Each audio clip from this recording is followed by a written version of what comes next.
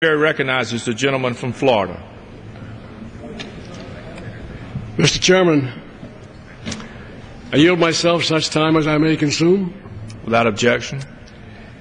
First, would like to thank Mr. Dix, the former chairman of the subcommittee, for the complete cooperation that we had with each other in preparing this very nonpartisan, non-political defense appropriations bill for 2012. This bill is $530 billion of the base bill, which is $9 billion below the President's budget request. It was not easy to come by to find the savings, but we were determined to find those savings without having any adverse effect on the warfighter or the readiness of our nation. So the base bill is $530 billion. In addition to that, rather than having a supplemental for Iraq and Afghanistan, we include a section that is referred to as OCO, the Overseas Contingency Operation, which is $119 billion. The bill includes no earmarks on the part for members or for members' districts. The bill contains no money. If I could have the attention of the House, Mr. Chairman. The bill contains no money for Libya because none was requested. The administration did not request money for Libya. We asked numerous times what their plans were, how long it might take, what the cost might be. We did not get an answer until just very recently. And they said no, they did not request any funding, and they would not. They were basically going to make up the balances by a reprogramming. They would not ask for a supplemental, but they would reprogram some of the existing funds. It's a good bill. I wish it had more money in it for certain types of. I would like to have seen a much larger pay raise.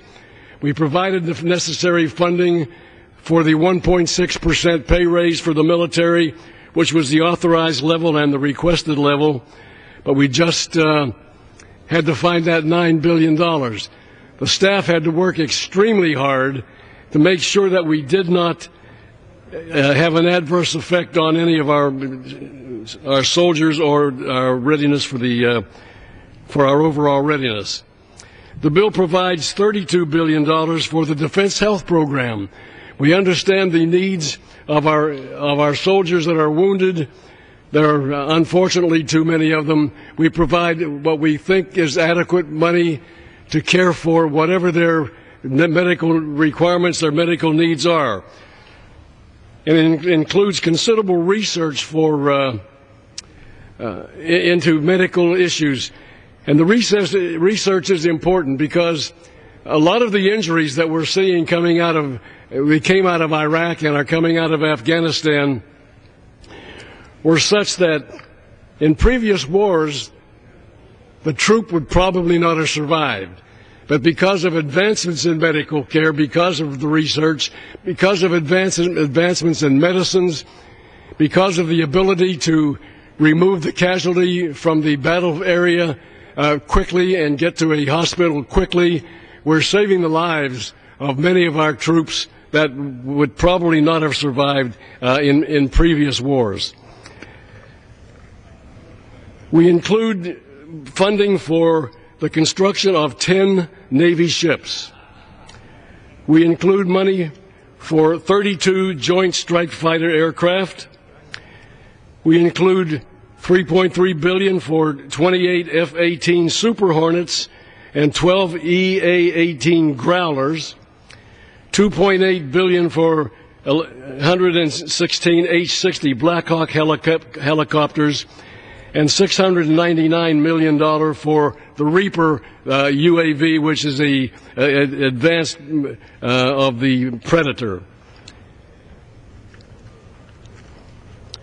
I'm trying not to go into too much detail because it is a very lengthy bill. The reductions that we took in order to achieve this $9 billion in savings,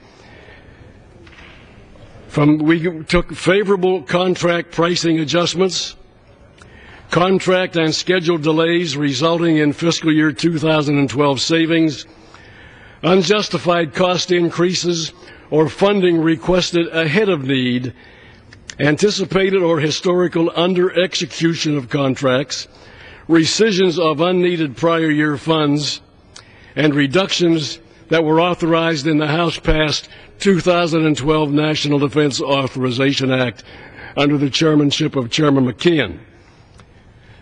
Specific reductions include $435 million in savings from those contract and production delays in the AMRAAM system.